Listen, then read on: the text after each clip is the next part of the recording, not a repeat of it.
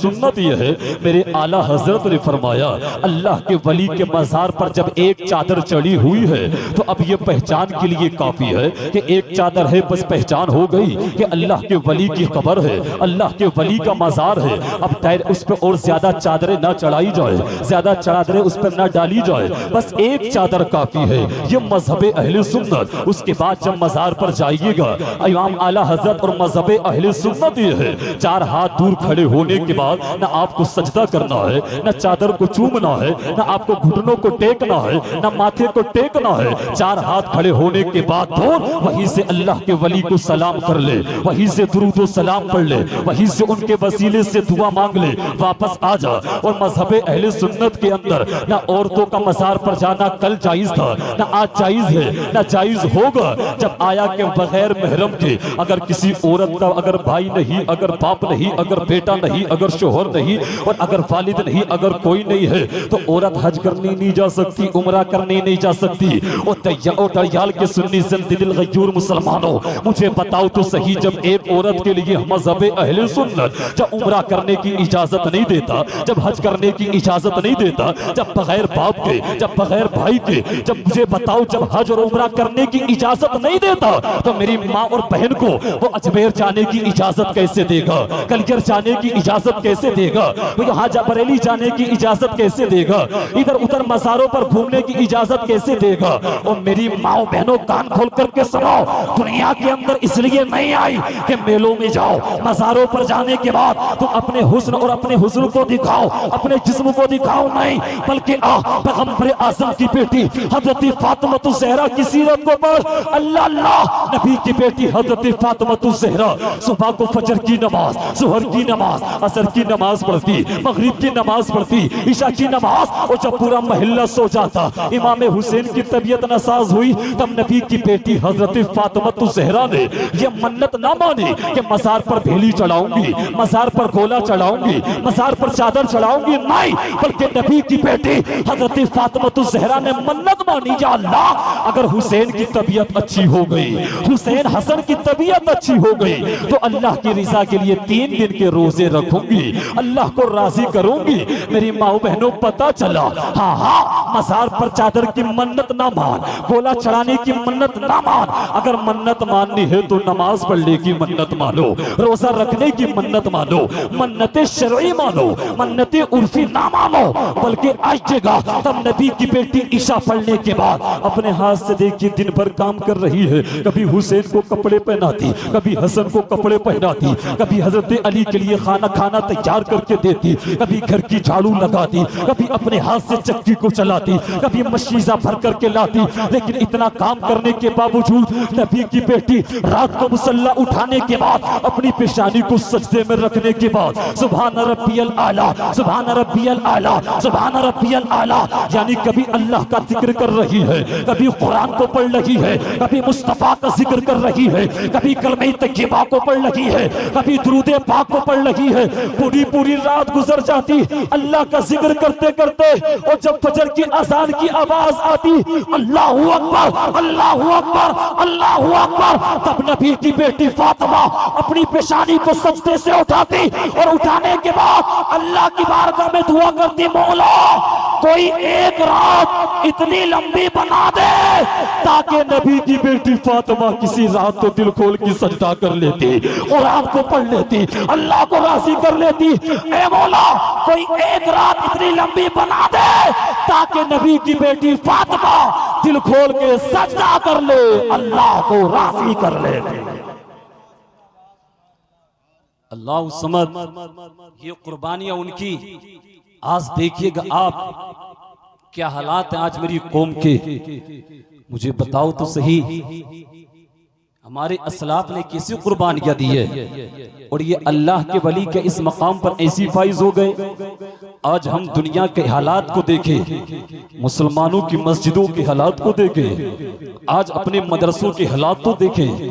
अगर आज आप देखिएगा, सर्वे कीजिएगा, कई हजार स्टूडेंट्स मदरसों से दूर हो चुके हैं, कुरान से दूर हो चुके हैं, मदरसे खाली हो चुके हैं, मुस्तफ़ा की शरीयत से दूर हो चुके हैं, और कितने हाफिजों ने काम शुरू कर दिया है, और कितनी गरीब बच्चियां मुर्तद हो चुकी है, कितनी गरीब बच्चियां शादी की वजह से इस तरीके से बैठी है। मुझे बताओ तड़ियाल के नौजवानों, यहाँ के सुन्नी जिंदा दिल गजूर मुसलमानों, कभी हमने सोचा है कि इन मदरसों के अंदर से बच्चों की तादाद क्यों कम होती चली जा रही है, हाफिज कुरान कम क्यों बनते चले जा रहे हैं, आलिम कम क्यों होते चले जा रहे हैं। इस तरीके से मदरसों का निज़ाम और आज हमारी मस्जिदों का निज़ाम ऐसा क्यों होता चला जा रहा है। कभी आपने देखा कि यूपीएससी, यूपीएससी और ये तमाम सरकारी नौकरियों में मालूम है 1000 स्टूडेंट्स की नौकरी लगेगी, लेकिन 28 लाख स्टूडेंट्स वहां पर नौकरी के लिए अप्लाई क्यों कर रहे हैं, वहां पर फार्म क्यों भर रहे हैं। और जाहिर सी बात है उनको पता है कि वहां नौकरी लगेगी, 50,000 मिलेंगे, हम मंडी बिल्डिंग बनाएंगे, कार खरीदेंगे, अच्छी जिंदगी गुजारेंगे। उसको पता ही नहीं कि शरीयत क्या है, उसको पता ही नहीं कि दीन क्या है, उसको पता नहीं कि कुरान क्या है। क्यों? क्योंकि बाप ने कभी तौफीक नहीं हुई अपनी औलाद को समझा दे, कभी माँ को तौफीक नहीं हुई अपनी औलाद को समझा दे, कभी बाप को तौफीक नहीं हुई कि लाकर के 50 रुपए की किताब अपने बेटे को दे दे ताकि वो अपने अकीदे को अच्छा कर लेता, ताकि अल्लाह के वलियों के मकाम को समझ लेता, ताकि मदरसों की अहमियत को समझ लेता। तब मेरी कौम का नौजवान मस्जिदों में जाने के बाद वुजू बनाते वक्त बातें ना करता। देखिएगा मेरी कौम का नौजवान हफ्ते में जाता है, वुजू कर रहा है, लेकिन पता नहीं चूंकि मदरसों से दूर है, दीन से दूर है, उलमा से दूर है, और जाने के बाद मस्जिद के अंदर वुजू बनाते वक्त बातें कर रहा है। हालांकि मालूम है जो वुजू बनाते वक्त बोलता है उसके तमाम अमाल नेकियां खत्म हो जाती है, नेकियां उसकी वुजू बनाने पे जो मिलती खत्म हो गई। इमाम खुतबा दे रहा है, ये बातें कर रहा है, इमाम तकरीर कर रहा है, ये बातें कर रहा है, इमाम समझा रहा है, ये बातें कर रहा है, इमाम इस्लाह कर रहा है, ये बातें कर रहा है। इसका मतलब पता चलता है मेरी कौम के नौजवान कहीं ना कहीं बाप की कमी होगी, कहीं ना कहीं माँ की कमी होगी। वरना कसम खुदा की आज मेरे बाप ने, आज मेरी माँ ने बताया होता बेटा मस्जिदों का मकाम क्या है, तो आज मस्जिदों में लोग लड़ाई ना करते। अगर बताया होता बेटा मस्जिदों का अदब क्या है, तो आज लोग मस्जिदों से दूर ना होते। अगर बताया होता बेटा इमामों का अदब क्या है, तो आज मेरी कौम के नौजवान इमामों की बेअदबी करते नजर ना आते।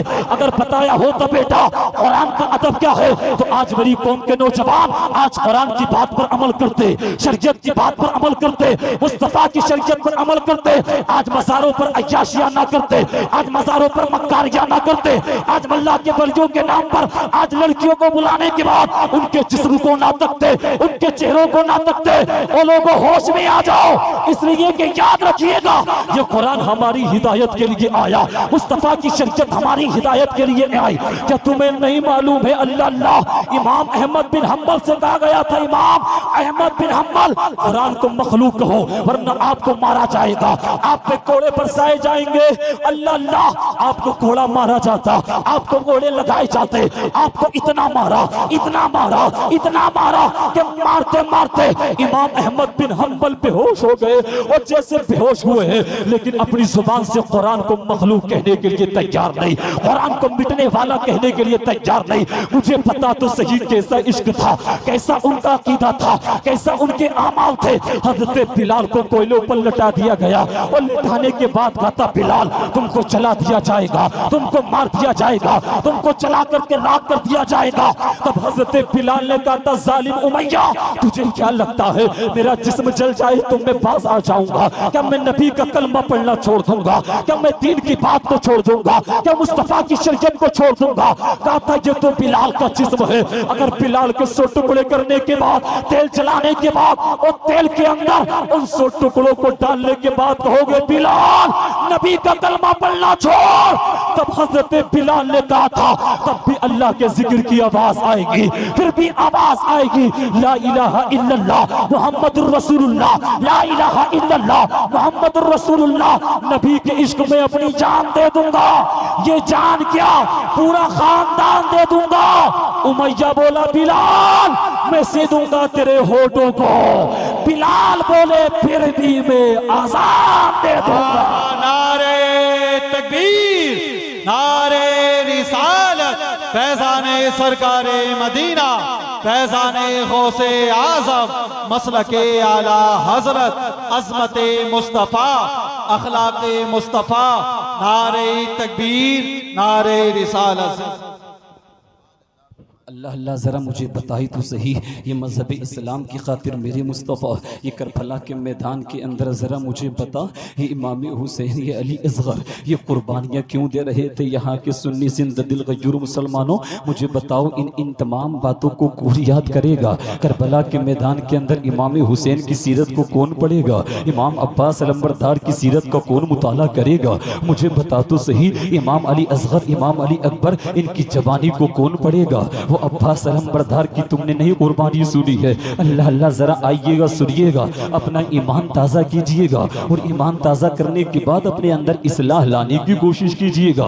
ये करबला के मैदान के अंदर हुसैन ने अपनी जान को कुर्बान कर दिया, अपने इमाम अली असग़र इमाम अब्बास अलंबरदार ने अपने पोलो बाजू को कटा दिया, अपने माल को कुर्बान कर दिया है, तमाम चीज़ों को कुर्बान कर दिया। हुसैन जरा बताइए तो सही, आपको क्या हो गया है? आप तो यजीद के हाथ पर पैद कर लेते, अपनी जान को क्यों कुर्बान कर रहे हैं? अपने माल को क्यों कुर्बान कर रहे हैं? अपने छोटे छोटे बच्चों को क्यों कुर्बान कर रहे हैं? अली असग़र को क्यों कुर्बान कर रहे हैं? और अब्बास अलंबरदार ने तो इतना कहा, जब पूछा अली असग़र ने, अब्बास मुझे एक घूंट पानी चाहिए। कहा था सकीना ने, अब्बास एक घूंट पानी ला करके दे दो, 3 दिन हो गए, ना कुछ खाया है ना कुछ पिया है। वो दरियाल के लोगों मुझे बताओ, करबला के मैदान के अंदर ये करबला वाले न 3 दिन से कुछ खा रहे हैं न 3 दिन से कुछ पी रहे हैं। ये मजहब इस्लाम को बचाने के लिए हमारी वजह से तो आए थे कि नहीं आए थे, ताकि दीन हम तक पहुंच जाए, ताकि कुरान हम तक पहुंच जाए, ताकि मुस्तफ़ा की शरीयत हम तक पहुंच जाए। अल्लाह अल्लाह, अब्बास अलंबरदार की गैरत ने जब गवारा ना किया है,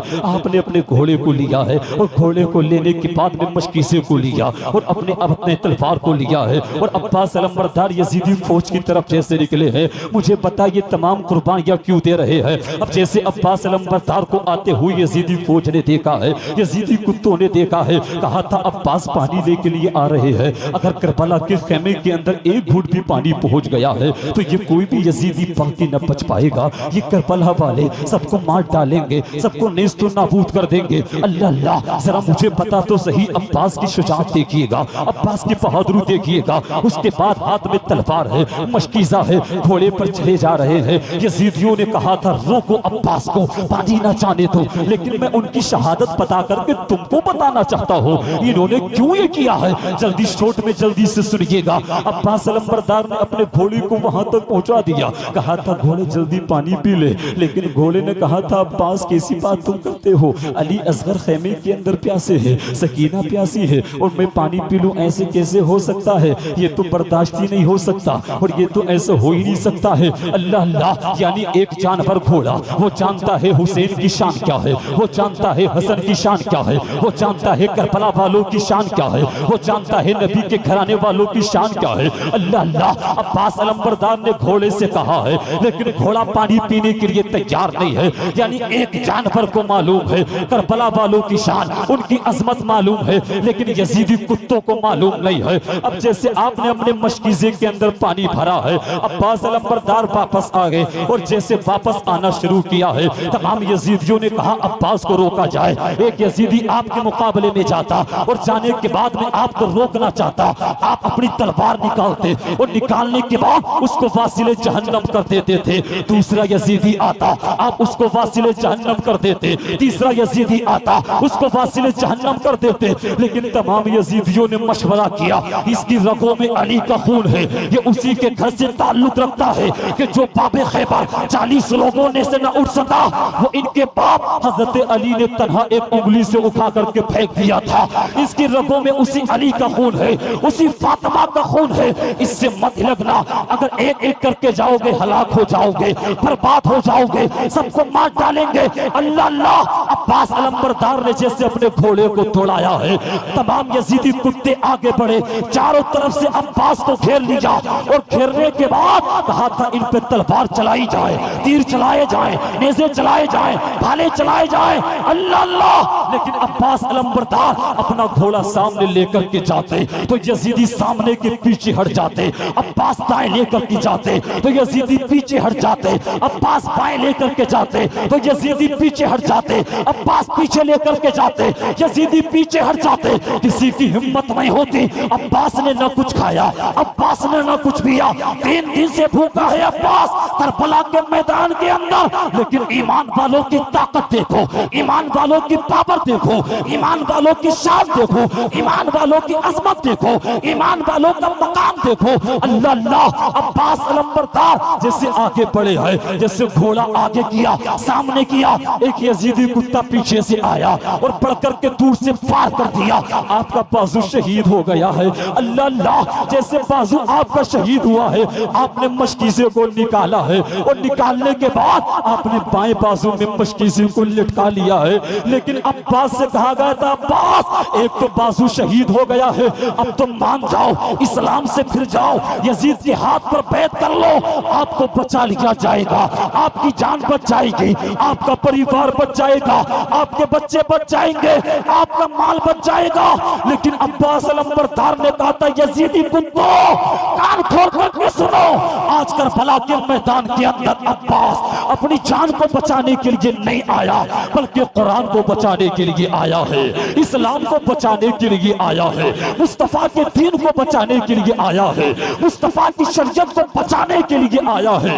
अल्लाह अल्लाह, अब्बास अलंबरदार का बाजू शहीद हुआ है। अब दूसरा यजीदी कुत्ता आगे बढ़ा है और जैसे आगे बढ़ा ऐसा वार किया है कि अब्बास के पीछे से दाहिना बाजू भी शहीद कर दिया है। आपने क्या किया, मशकीज़ों को होठों से टांग लिया है, होठों से लटका लिया, दांतों से अटका लिया है, घोड़ा दौड़ता चला जा रहा है। अब्बास सोच रहे थे, अली असगर को पानी पिला दूं, अली अकबर को पानी पिला दूं, सकीना को पानी पिला दूं, और दरियाल के लोगों मुझे पता ये अब्बास तेरी खातिर जान को कुर्बान कर रहे हैं, अब्बास तुम्हारी खातिर अपने बाजुओं को कटवा रहे हैं, अब्बास तुम्हारी खातिर तीर को खाना बर्दाश्त कर रहे हैं, अब्बास तुम्हारी खातिर अपनी औलाद को कुर्बान कर रहे हैं, अब्बास तुम्हारी खातिर तमाम चीजों को लुटा रहे ताकि मैं मिट जाऊं चलेगा, बाजू शहीद हो जाए चलेगा, ताना बाजू कट जाए चलेगा।